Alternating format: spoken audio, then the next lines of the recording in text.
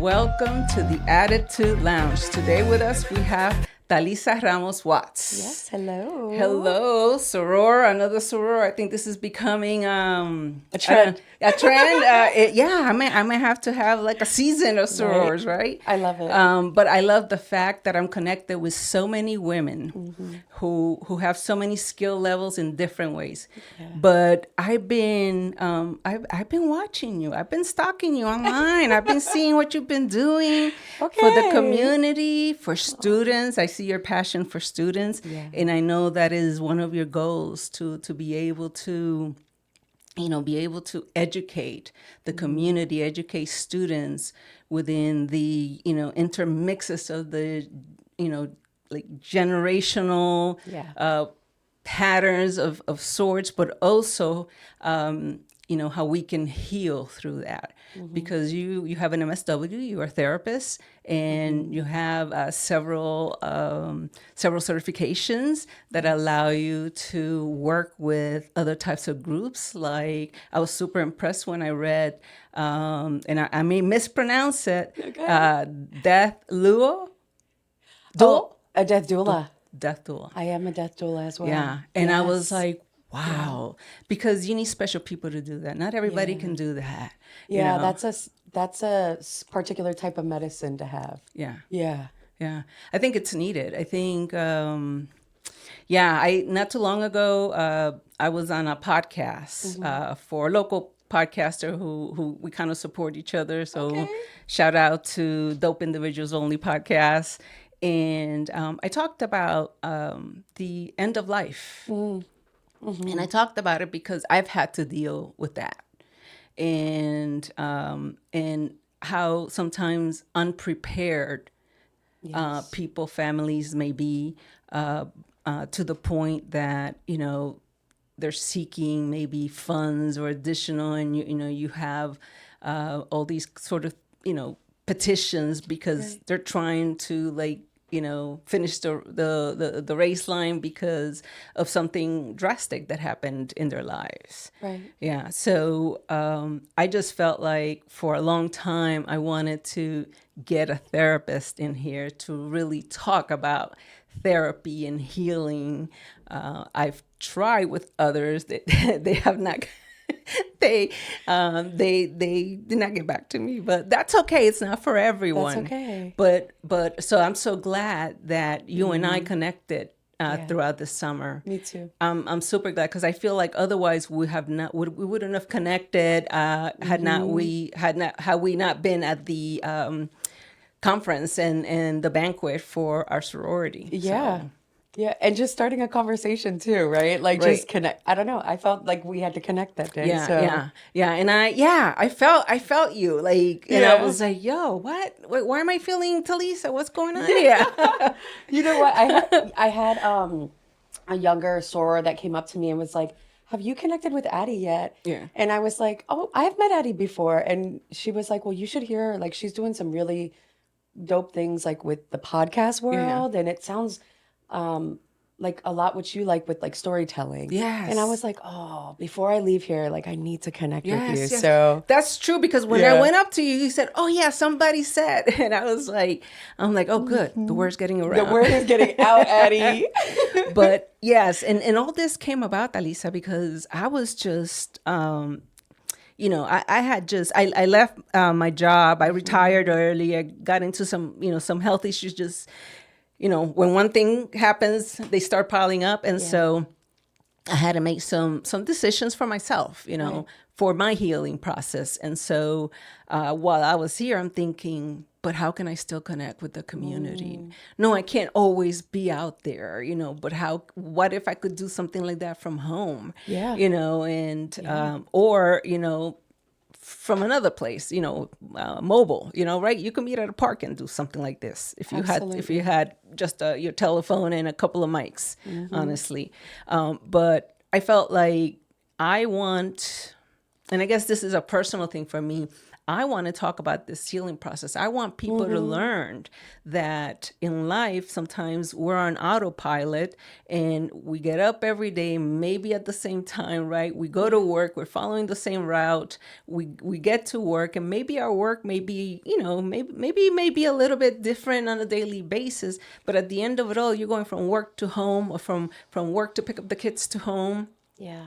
And I thought, we as individuals, as humans, need to have some kind of purpose on a weekly basis that energizes us, so that we can continue on to that next week, and that we can live on purpose and do it so that it can serve your happiness. Absolutely. Right? Because and it could be work, right? People could be at their jobs and they love their jobs, but what else? What do you do, as a hobby? What do you do? There's people that don't have hobbies at all. Yeah.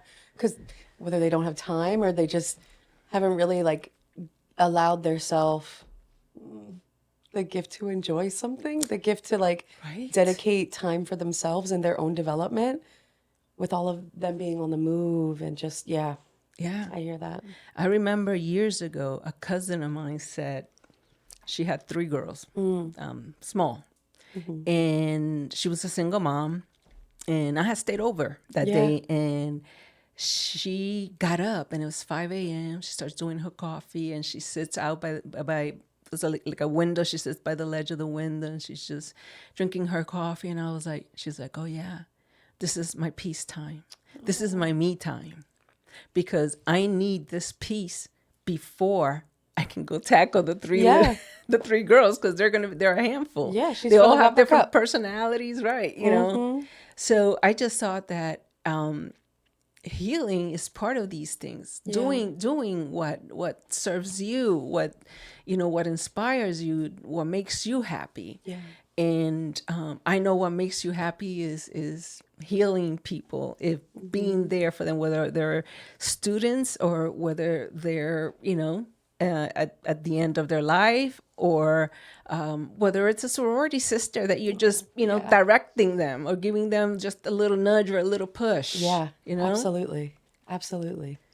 So talk to me, because there's like, I don't even know where to begin. There's so much There's so much information. there. We can unpack. We can start wherever you want. Yeah. Do you want me to talk about the death doula thing a little bit? Yeah, sure. Yeah, let's talk about that, because you had brought that up, and I think it weaves into everything. And it's so interesting because I've had really like the blessing and the opportunity to be a part of a lot of different things, right? Like at one point I was working for government. At one point, I was working in administration for higher education, and so like I find myself in these spaces, and I've been able to like really gather all of that like knowledge and that Yeah. connectivity and then open like my business, the Ancestral Healing Collective. And so the Ancestral Healing Collective, it does cover a bunch of different things, but what unites it all is this idea surrounding like healing and the empowerment of that, and us stepping into that, right? Yeah, and that's what hit me as I was like stalking you online. I saw the Ancestral Healing Collective, and I'm like, wow, Yeah. what's that about? Yeah. How deep is that? Because I'm looking at that, but then I'm thinking it has many branches. It does. Yes, much like a tree, right? Like it does have many branches, and I think because healing's interconnected, it's connected to so many parts of us, and similar to like a tree, right? Pieces of it came before us. Like we are also a part of the seeds that have been planted for us, the soil that was nourished prior to us even coming into this space, right? Yes. So, so in 2020, I had the chance to connect with a lot of different people, as we were all trying to connect and find different ways to connect, right? That weren't in person. And I'm a social worker by trade. And I think because I've had the blessing to go to college and receive that education and be in very high stress situations, I did a lot of like social work within hospital settings, inpatient psych, emergency room. Oh wow. so I like to say like I'm also like my family's social worker. Yeah, Like they yeah. always call me when they're like, just call TaLisa. Like TaLisa will know how to figure this out, or if there's a way that we can get resources here. And in 2020, I started to see that when our communities were really impacted by COVID and loved ones were passing, right? Yeah. So I think a lot of the people that are within my community and in my circles are like, oh, you know, TaLisa's a therapist. You could talk to her about difficult conversations. And it wasn't until I started having those conversations that I started to like really think, and I was like, wow, like if I was to leave this earth tomorrow, like where would my family be? What what would happen? Would my loved ones be okay, right? How would I be remembered? And I just remember like all of these thoughts like swirling in my head. And so then I was like, you know what? I want to start planning. This sounds a little morbid, but I want to start planning my own death, right? Yeah. Because what I've seen in the ER, in the ICU, and in the spaces that I've been able to serve others is that many times they are so out of control. They're not in control within their last moments. And so I want to make sure like when I do leave this earth that I did have control with my last and that I set up the people around me with success. For me, that was like the deepest form of love and my last gift that I could give, right? So Yeah. right now, like everything's planned for me. Like my family will not need to crowdfund or anything of the sort because I've paid for all of that. I've had the blessing to have access to pay for that. But I want their last moments with me to be of happiness, of like them being able to spend my last moments the way that they would like to. Right. Right. And so I was like, there has to be something more like more surrounding this particular type of work. I didn't have a name for it at the time. And then I started doing some research and I was like, a doula, a death doula. I was like, what is that? Right. And I think a lot of people know what like birthing doulas do. Yes. Right. Right. Birthing Right. doulas, but Yes. this is like the other side of this, the other side of life. Yeah. Right. So I started to like dig in and I found a particular program and I did my certification with. I had opportunity to do some hospice work as well. Oh wow. Yeah, that's difficult. Yeah, and for all the people who I've, you know, sat with in their last moments when they haven't had family or just even held space for somebody as they cried because they were kind of coming to terms with what's next for them, Yeah. right? Yeah. And giving them that space. So, I don't know, like I just felt this deep, I don't know, like this ancestral tug that Yeah. was like you're supposed to be doing this, like That's you were kind great of meant to though. do this. Yeah. So my clients look all different. Like I have clients who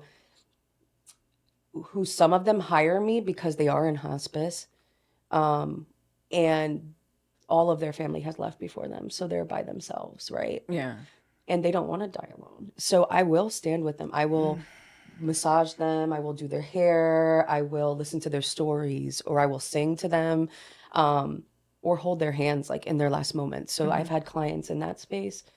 I've had clients who bring me because they want me to facilitate a conversation with their family, right? Because some of this stuff Yeah. is, and as somebody, you know, I'm Puerto Rican, Yeah. and Me too. yeah, exactly, and in the Caribbean, there's this like taboo, like if we talk about it, it's gonna happen. Let's not talk about it, right? We need to normalize We need that. to normalize it, and that is exactly why, like when I started seeing like people in our community, in the Black and Brown communities. And I'm like, how is this the first time that we're talking about death in our family? Like, it can't be because we're scared of it, because it will happen. It's part of We're all all of our gonna have lives. that in common. Yes. So Yeah. we need to talk about it, Yeah. right? And I think what I've come to find is when you do talk about death and you lean into that uncomfortable space, that's when you can truly live now. Because you've tackled a lot of that portion of, okay, what do I want my last moments to look like? What do I want to be remembered by? Right? So it is a very unique calling, and I only take on a couple of clients. Like I take on maybe like 2 or 3, not even, Yeah. sometimes 1 or 2 because Well, it is yeah, I deep can work. imagine. Exactly. Exhausting. Yeah, You need to go and re-energize after something like that. Yeah. exactly. Yeah. Yeah. Yeah. But Yeah. I totally agree. I think, I also think it maybe, I don't know, I could be wrong, that by normalizing this, by getting ready for it, maybe once it does happen, that shock, some of that may not feel as tough, as hard, Yeah. as heavy, Yes. and that's some of the things I talked about, how we have to normalize and getting those all the things ready that you need to get, so that your family, that's the last gift that you Yes. can give them, Absolutely. you know. I love this idea and what you're talking about, like normalizing this conversation. I love it. There's this thing that I host, and I've been hosting them virtually, but I do want to host some in person. But it's called the Death Cafe. Oh, wow. Yeah. Okay, cool. And it honestly, it's hosted in like different community spaces. Yeah. And I didn't create this. It's really big within like the death doula community, and people just come together and talk about death Yeah, yeah. and talking about like, what would I want that to look like? This is what I would like to do with my son before. This is what I would like Right. to happen with my family before that happens. And Yeah. or we'll talk about like, what do you want to be cremated? Do you want to like what do you think about? Right. Yeah. Because there's also social different things that people feel too Yes. about cremation versus an open casket or a closed Exactly. casket or all that kind of stuff. Yes, Yeah. absolutely. And those are the kind of things also that you don't want to at the last minute be doing that. No. When somebody has a few days to live, you want to be able to be there. And be present. Just be present. Yeah. And it's hard because even I'd say in the hospice world, like I had to go through hospice with my mom, and I was expecting something different. Were you? What were you expecting? I was expecting that hopefully we can find her like a place where she can rest. Those things that they put on television, and and the nurses will be there to take care of her, while we would just be there spending time. And I feel like I got the opposite. I was the hospice nurse, and even though the hospice would say, "Oh, we can get a volunteer to come for an hour," I'm like, that was nice of them, but an hour is not enough time for me to go and do some errands. Yeah. You know what I mean? I hear That you. kind of stuff. And I also approach churches, which was very interesting. I'm thinking, come on, churches are embedded in the community. They got all these volunteers. They may, but so I even was told, well, people have to be careful nowadays. Life has changed, times have changed, and so because of liability, they had to be careful.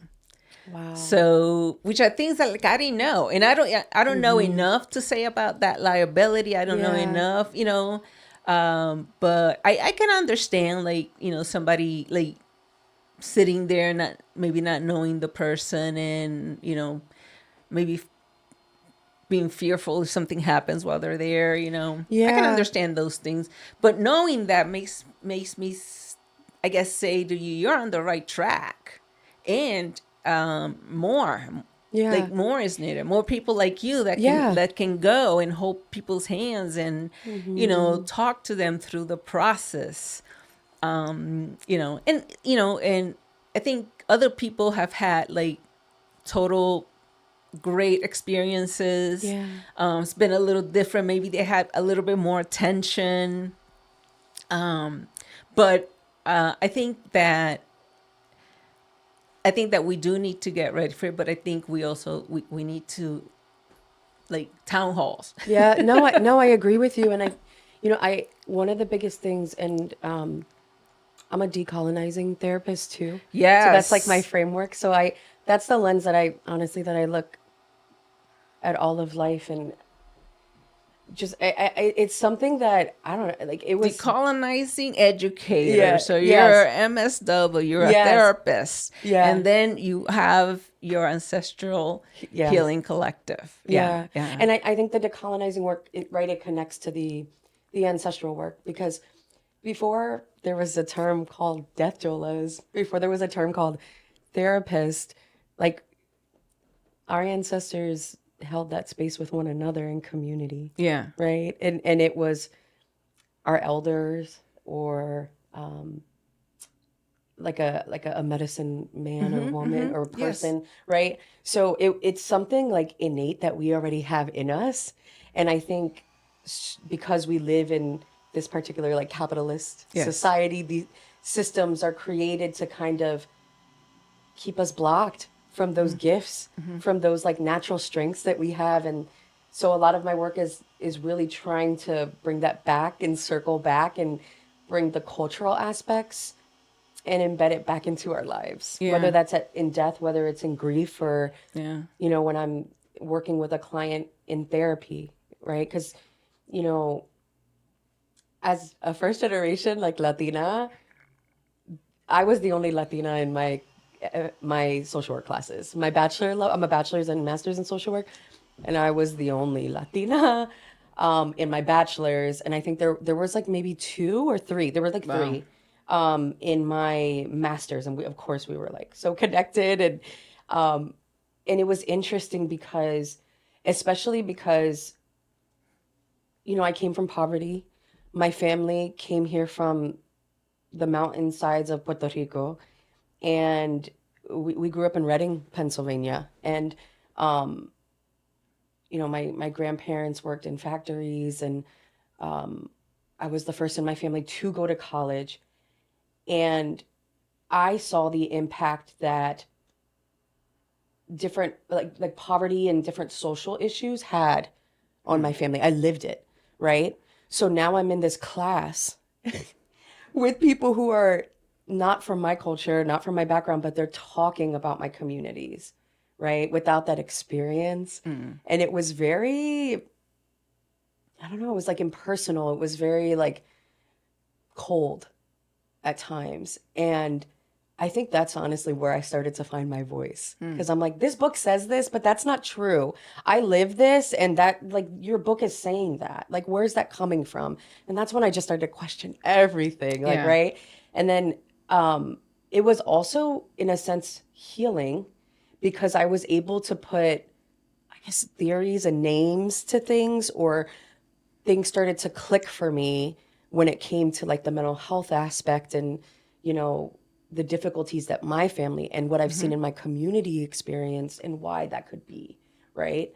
However, everything was very Eurocentric. It was based on like a Eurocentric lens, and the research as well, right? Like the research and Well, yeah, we're not taught all history in schools. no, We're not taught all histories. no, You no. know. And even when it came to like the specialization for like my master's social work, and like culturally responsive approaches, that was one chapter in a book, right? So a lot of that work happened after I graduated college, and I received my degrees, I received my licensure, and I went back to Reading, and I worked within the community. I worked within my community, and I started doing research, because some things that I were coming to find, that I was taught, I was like, this isn't going to work. This isn't going to build rapport in my community. Like, I'm not going to be able to sit and build rapport and get trust, gain Yes. trust, like gain my client's trust, if I approach this cold manner, right? Yeah. So, so for example, I'll like do an example. I think boundaries is so important. Oh my God. Boundaries are so important, right? Boundaries are so important. Sis, you have no idea. Yes, I revisited my boundaries 2 years ago. yes, yeah, and we have to. We should be frequently revisiting boundaries too. Frequently, and that's We something should. I learned. We should absolutely. And so the biggest things that they taught me is we shouldn't receive like gifts or take anything from our clients. And I was like, I get that, right? When I was in my internship, and I was working with high school students who were truant, and I would visit them, and they would send me to a lot of like the Latino clients' houses so that I could connect with them. I did that too. Right? Yeah, So yeah. So they would send me, right? And so, do you think I'm gonna tell abuela that I'm not drinking her coffee Oh yeah. or eating her Yes. cheese with guava? Like, you're lying. I'm gonna do that, right? That would be an So, insult. yes, it would be an insult. And Yeah, so, sorry. no, you're good. I Yeah. remember telling my my supervisor, and she like scolded me, and I had to tell her. I was like, Yeah. how disrespectful would that be to her? And she was like, what do you mean? And it was like a kind of like a, okay, I see where you're coming from now, right? And I was like, yeah. And actually, I feel this disconnect a lot of the times in class. Like, Yeah. this is a, like, I feel like some of these things, they're not centering the people who say we're helping.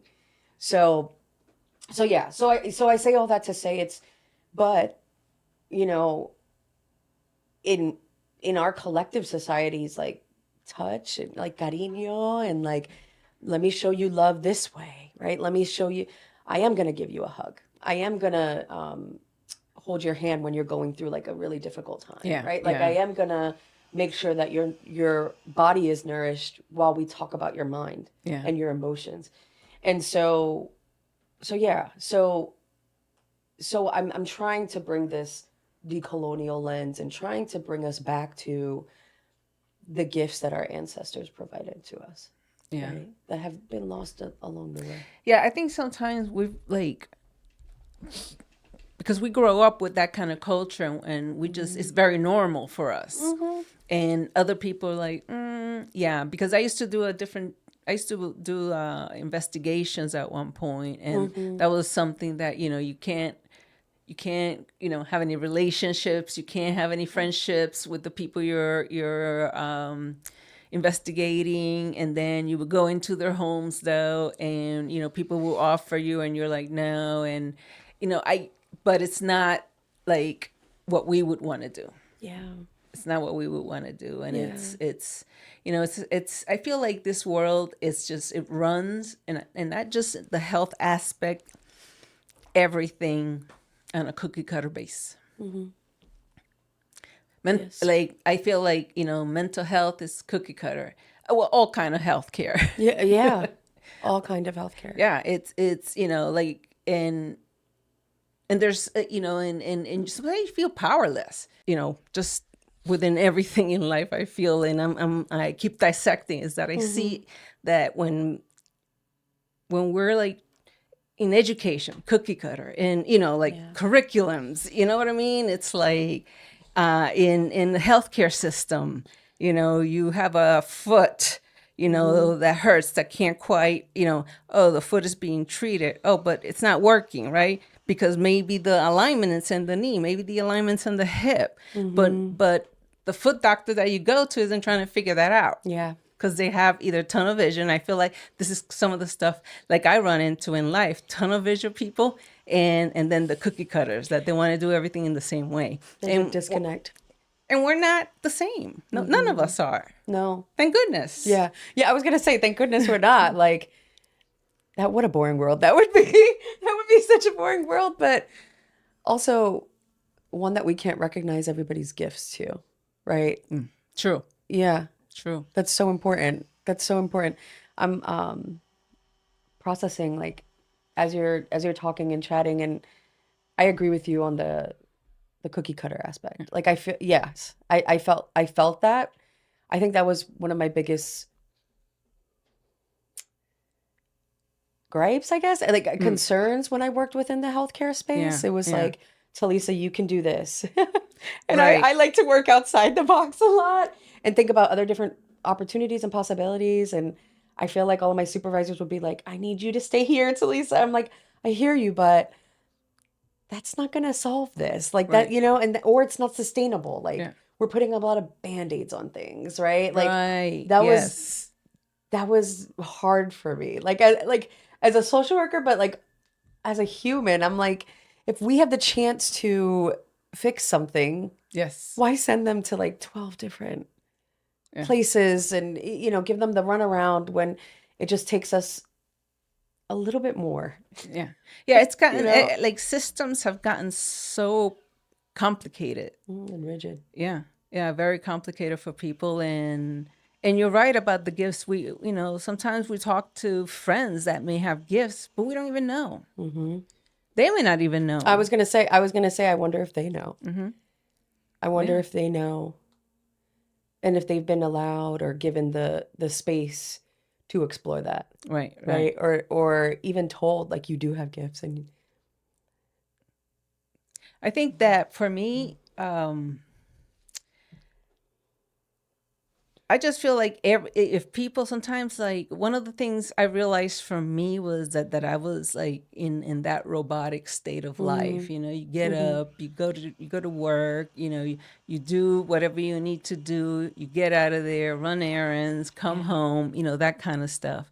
And since I retired, I look at people who have that lifestyle, and I'm like, oh gosh, like, you need more than that. And even like COVID, when you mentioned COVID, yeah. like, people who survive COVID, there's still people that survive, but they're still in their houses. They're comfortable, I guess. They created Mm-hmm. like some sort of comfort level for them to be there. But is that a good thing socially? Mm. Is that a good thing socially? Because I feel like I learn from other people. Like, I'm sitting here learning from you. This is Yeah. one of the reasons why I like this, is because everybody that I get to talk to, I get to You learn learn so something much from them. and possibly even adapt something in my life. Yeah. Like, Yeah, yeah, that I yeah. learned, because I'm like, you know what? And it makes me also realize that, yo, you're not crazy. Like, No. there's lots going on in the world, and you're not Mm-hmm. crazy, and people are people, and some people are just trying to do the best they can. Yeah, and you're not alone. Yeah, with the tools they have too. Yes, and yeah, and that's oh, I like how you said that. Because that's actually one of like my tenets in regards to when I think about trauma, right? When I think about trauma, Yeah, let's dive into that. Let's dive yeah, into that, yeah, because trauma is huge, man. And people don't understand trauma. Goodness, trauma could be just a person in a family telling another person the same negative thing over and over and over and over mm-hmm. again. You're like, oh my God, I'm traumatized. You joke around about those things, but that exists. No, it does. Yeah, I think sometimes when people think about trauma, they think it could like it is a huge event that happens, um, and like completely changes your life, or hurts you in a particular way, like, or like it's life threatening, like physically life threatening, or um, some type of natural disaster. But trauma can take shape in so many different things. It could be repetitive, right? Mm-hmm. In regards to constant attacks, or blows to one's self-esteem, Mm-hmm. and things of that sort. Um, and then how do we work through that? How do we move forward with that afterwards, after that impact of it too, I think right? people, I think people need help. People Yeah, need to seek help, and I think that's a big taboo. it's such a big Mental taboo. health is still a big taboo, A big taboo. and so many people, including yourself, have done so much, Mm, in the last few years, but there's so much more to be done. there is, like, the work is Yeah. not done. And what you had mentioned, let's name it for what it is. Like, we just went through a collective trauma with Mm-hmm. COVID-19, right? Like, with the pandemic. And we're starting, like, just now to really see, like, the heaviness and the impact that the longevity of that Mm-hmm. impact that it will Mm-hmm. have on population. So I have the chance to work with youth, like, all over the country. And as a therapist who has done a lot of work with children and adolescents and young adults, um, I've seen the impact that it has had on development, Mm-hmm. right? On social development, even emotional, Mm-hmm. mental as well. Um, and so this is an interesting period um, where I think sometimes we're even just getting back to basics, Mm-hmm. right? helping students with how to communicate effectively and to talk through their emotions and lean into like their resiliency when something difficult does happen, and being able to talk about it. I Yeah. think that's the biggest thing, instead of just the instant Sweep disconnection. it. Yes, the instant disconnection.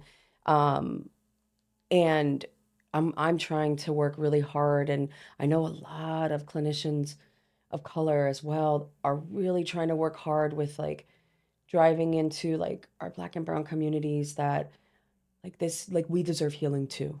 We deserve healing.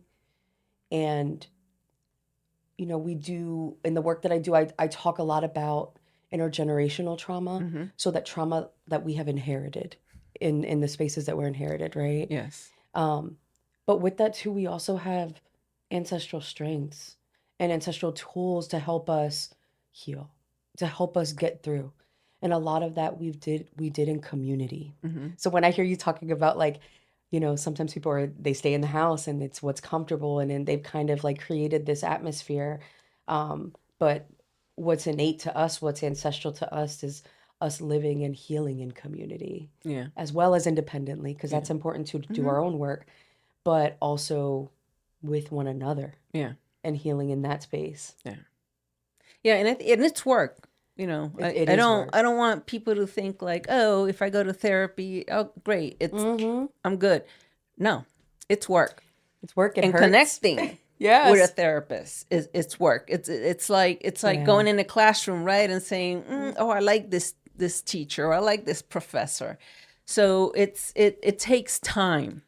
It takes Mm-hmm. time, but it can be, I think, so beautiful in a sense that it could make you see the world in a different way, because maybe you were just you have blinders on, about everything. Right. Maybe you didn't want to talk about death. That's one thing. Maybe you didn't, Mm-hmm. maybe you were ignoring that person that kept, telling you negative things every day, and, until boom, right? Yeah. Until it hits you, And it hits you hard. and it hits you hard. Yeah. And then you're like, then you end up in the hospital. And that's the thing to avoid, right? Why Mm-hmm. not? We need to normalize this therapy so much. And Mm-hmm. how can we do that? How can we move forward? Like, I've had people, I would say, in the last couple of years, ask me about therapy. I'm talking about neighbors. I'm talking Yeah. about, other people in the community. And I'm like, oh, I know this person here. Oh, you want a Spanish speaking person? I know this This person person. here. Mm-hmm. The thing is, though, after that, it's up to them Yeah. to make that call. And how do you tell a person, like how do you say, listen, if you don't do this now, right, like that thing, you Mm-hmm. better take care of yourself now, otherwise. It'll get bad later, Yeah. and and that's what I honestly, I tell people straight up that, Mm-hmm. right? I think, sometimes people are quick to push mental health to the side Mm-hmm. because they don't see the physical of it, or they don't see the immediate impact that it could have. Um, but as somebody who's worked in this field for a while now, that impact will happen, right? Because trauma lives in the body, Yes, it and does. it whether you see it or not right Mm-hmm. now, it will manifest itself in different ways, whether Mm-hmm. it will spill in to other areas of your life, Right. right? Like a poor frustration tolerance at work, or right, or difficulty with concentration to the point where you can't perform at work, Right. right? You not being able to sleep at night, which impacts your productivity and your connection to others. All of it. Yeah, Mm-hmm. it's all Yeah. interconnected. Um, But yet people look at these examples that you just gave as just, oh, I didn't get a good night's sleep, but, tomorrow's mm, another day. Hopefully I'll go to bed early tonight. That kind of stuff you and hear, we push it. because they're not thinking how Hmm. this is affecting them.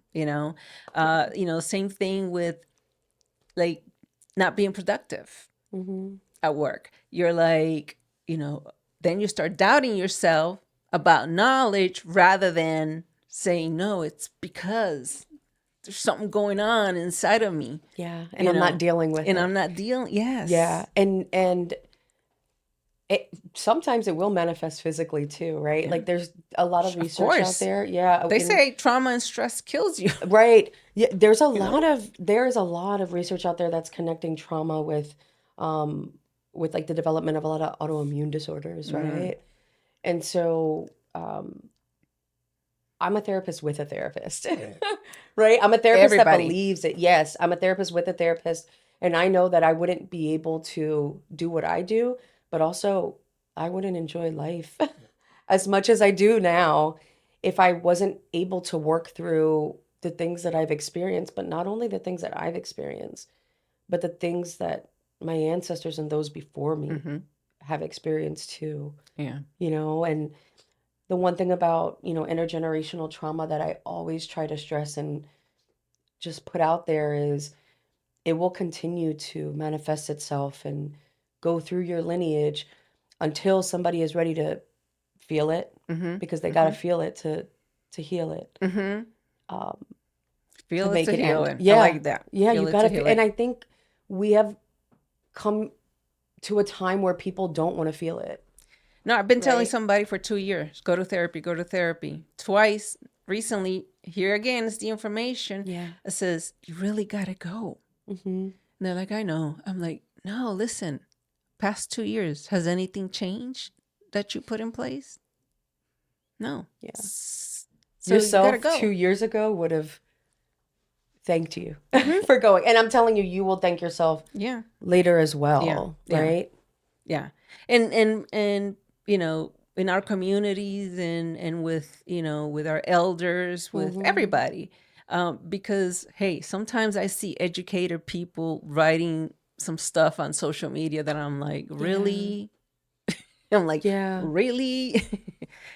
And you're like, and so I feel like we need to, I would like to be in a world where this is so normalized that it's okay that people, and that's, I think that keeps people away, that it's not normalized, and oh, they're going to talk about me, oh, they're going to say I'm crazy, Yeah. because people do that, unfortunately, you know. Yeah. I will say I am very impressed with this upcoming generation. Mm-hmm. I've seen a shift in the way that they are more open Yeah. with discussing Oh things a bit yes. more, Oh right? yes. I'm an Um, older generation yeah, than yeah, you, and yeah. and yes, yes, Sometimes yes. to the point where I'm like, let's talk about like healthy boundaries and let's talk about what's appropriate because we want to make sure too, like, you are sharing your story and you're finding the community that you need, but how can we do that without imposing our trauma on others and Mm-hmm. creating like secondary trauma for others or vicarious trauma? I think Yeah. that's really important too. Yeah. So, but the openness is there. Like I see like the desire to be open about things, and I see a bit like I see the desire to like to receive empathy with it too, Mm-hmm. right? That's good. That's Yeah, and so um, in a lot of indigenous spaces, there's this thought like surrounding, when you do heal generational trauma, like it impacts 6 generations ahead, but it also impacts 6 generations behind, mm-hmm. right? And this thought of like bringing medicine to all those around you. Mm-hmm. And I think about um, our youth who are coming home, sitting at the dining room table or sitting at the holiday table, and bringing up really different conversations, Yeah. or calling people in to have conversations that would have never happened before surrounding mental health, Yeah. or surrounding those boundaries that, hey, like, I don't appreciate you saying this, Yeah. or hey, I'm actually going through a very difficult time, like, please show some grace, right? Yeah. And where many of us would not have leaned into that, right? Yeah. Where I grew up, it was you respect your elders, you do what they say, and and I even think back a bit further to like my grandfather, right? And when I think about like how does he show love, and he I don't think I've ever heard him say I love you, But I think his way of saying I love you is I will make sure you have a roof over your head. I will make Yeah. sure you have clothes on your back. I will make sure that I do what I need to do so that you can reach your dream. Right. Right. And that was the way that um that he like reflected on what love is based off of what he did not receive Right. and what he Right. wished he would have received when he was growing up, Right. right, in San Lorenzo, Puerto Rico, and like on the finca. And I think every generation we do a little bit better. We do a little bit better, and we have the chance to really empower the next ones that are Yeah. coming. But also, while we're reaching up those mountains, working on our goals and achieving success, like making sure that we're bringing others up with us Yeah. too. Yeah. Yeah. Yeah. I think every generation has his mark. Its mark. Mm-hmm. I felt like Gen X had a big mark Mm-hmm. in where we were exposed to like baby boomers, but we were exposed to a couple of generations Yeah. and like very close knit, like Yeah. the grandparents, the parents, and there and I feel like the generations now, I look at them now. If you would have asked me 5 years ago, I probably would have said something Yeah. different. Yeah. Yeah. But I look at Yeah. them now, it's like, maybe they're getting it right. Maybe Mm. we're the ones that kind of like got it a little bit wrong. Talking about it more, normalizing Yeah. that more, even with Yeah. jobs.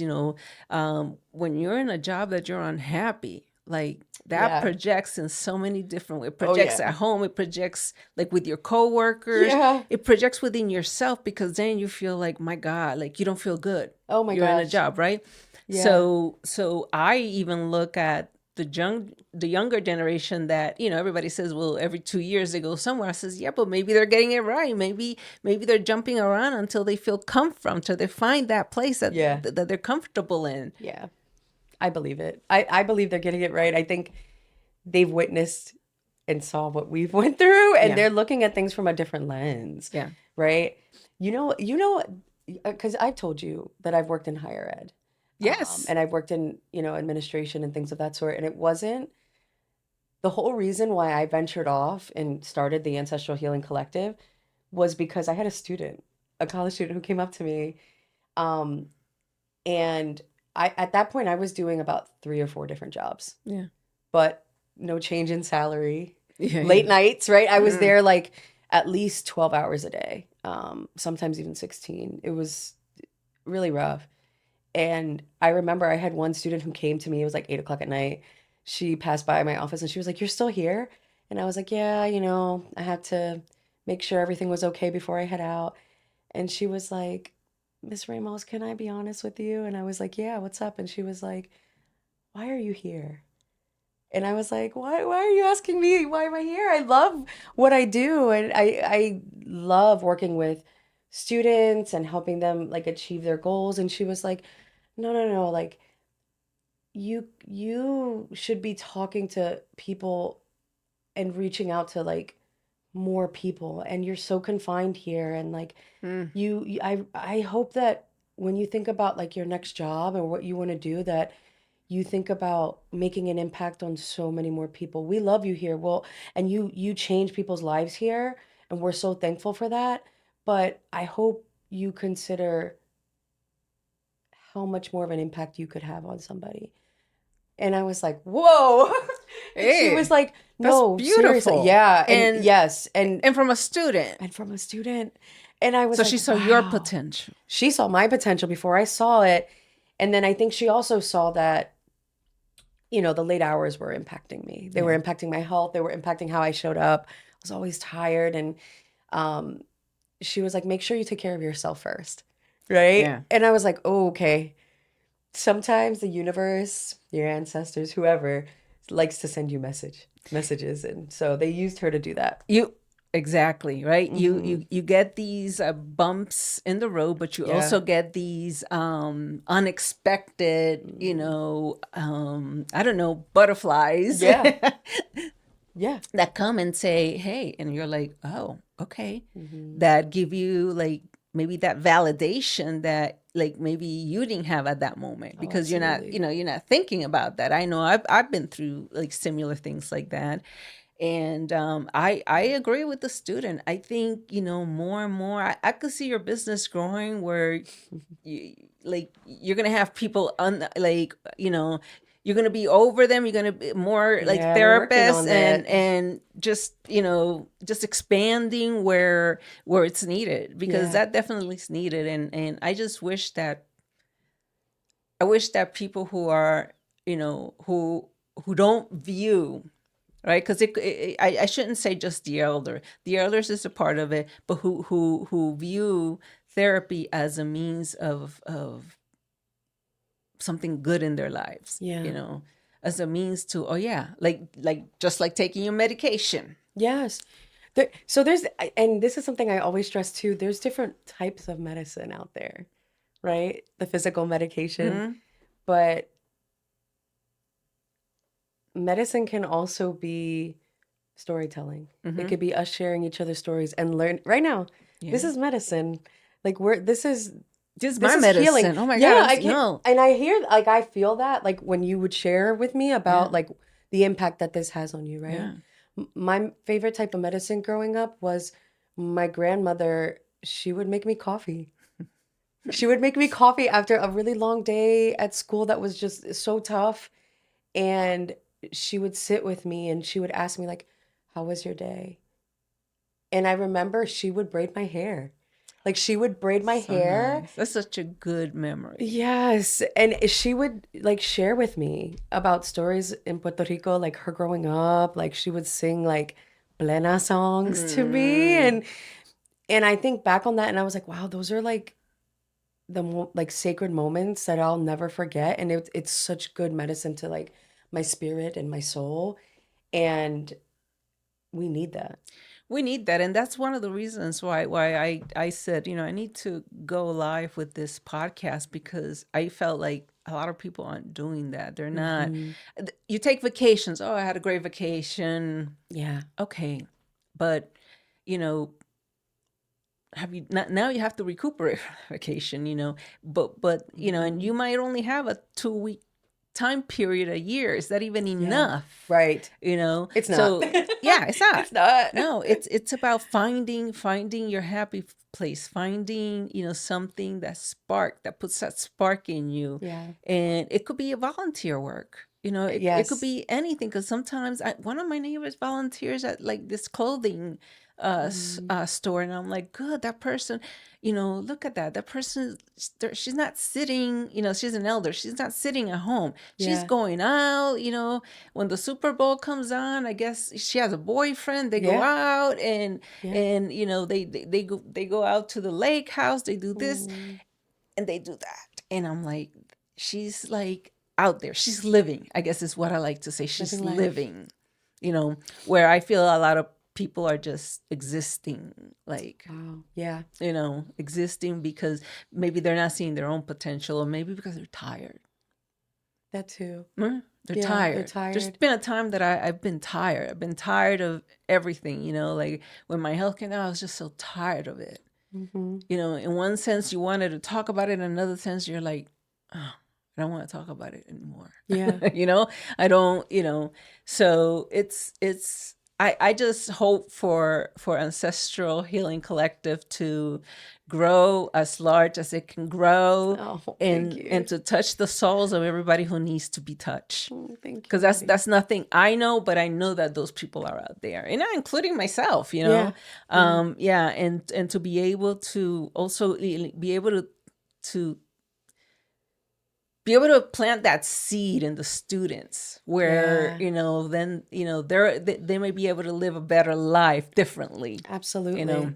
And that's why the podcasts like this and the storytelling, it's so needed, yeah, right? Because sometimes, we all have many stories to tell, yeah, so many. sometimes we have so many stories to tell, and I think in those spaces too, you find community, right? Mm-hmm. Because many times you feel like I could be the only one that's experiencing this Mm-hmm. right now, Right. and Sometimes I feel like that. I'm not gonna lie. Sometimes yeah, I'll like, is anybody getting me? Like, I feel alone here.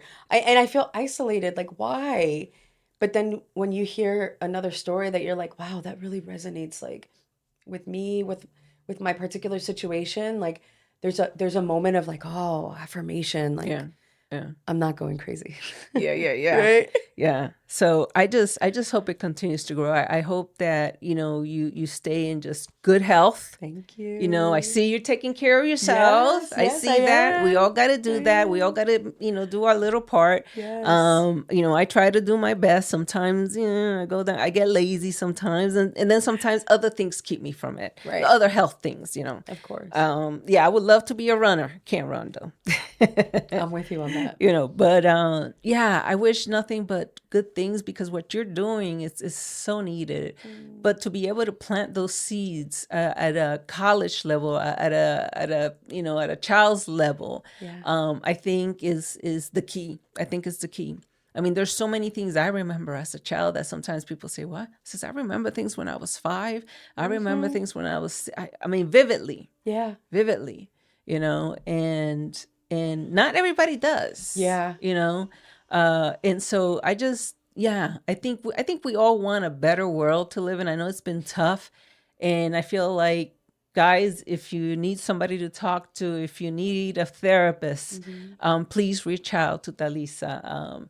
And when I release this episode, I'm gonna put her contact information, where you can basically reach her through social media, and from there you can get all her contact information about the services that she provides.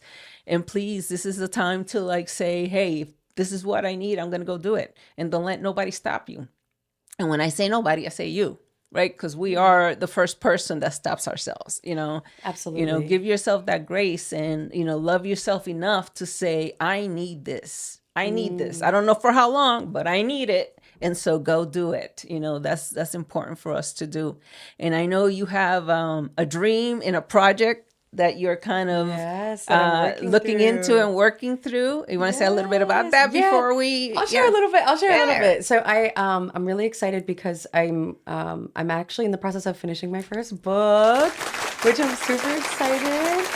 It's going to be called My Grandmother's Medicine, and I'm going to be talking a lot about the impact that she had on me and that's the medicine that she beautiful. provided me growing up, Yeah, and the importance of that.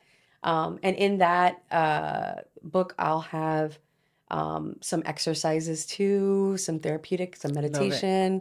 And just also, I wanted something where I could blend like the ideas and the thoughts surrounding like a first generation Latina, Yeah. right? And our experiences and the importance of living in this like one foot, ni de aquí ni de allá, See? but right, like I have one foot here, one foot there, but I'm from here and I'm from there, right?